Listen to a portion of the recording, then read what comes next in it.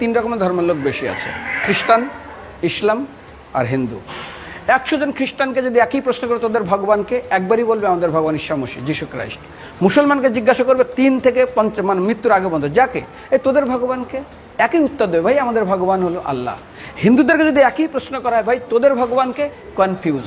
100% Hindu 100% confuse, জানে না ভগবানকে। দ্বিতীয়ত, যদি তুই মুসলমানকে জিজ্ঞাসা হয় তোরা মসজিদে কেন যাচ্ছিস, ওদের শেখানো হয় মসজিদে যেতে হবে নামাজ আদায় করার জন্য। সপ্তাহে ওরা 100% একদিন মসজিদে যাবেই। তুমি যদি খ্রিস্টানদের জিজ্ঞাসা করো তোমরা কেন কোথায় যাবে, কোথায় যাও না, আমাদেরকে একদিন তারা চার্চে যাবে। কেন?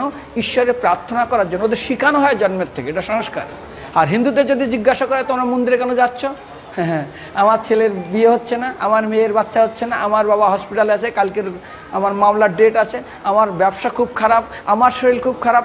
99.99 হিন্দু জানে না মন্দিরে কেন আসা উচিত, তাদের ভগবানকে মৃত্যুর পরে কোথায় যাবে। মুসলমানকে জিজ্ঞাসা করবে মৃত্যুর পর কোথায় যাবে, বলবে ভাই নামাজ রোজা যদি না করি দোজকে যাব, অর্থাৎ নরকে যাব।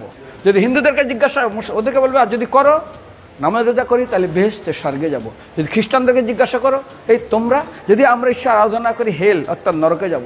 যদি বলা হয় যদি করো ঈশ্বর আরাধনা তাহলে তোমরা হেবেন স্বর্গে যাব। আর হিন্দুদেরকে বলে যে তোমরা মরার পরেই 99% হিন্দু এটাই বলে, মিথ্যাই বলে, আমার বাবার সাজ্ঞানে স্বর্গে গিয়ে বসেছে। তোর বাবা কি জমি কেনা আছে নাকি স্বর্গে?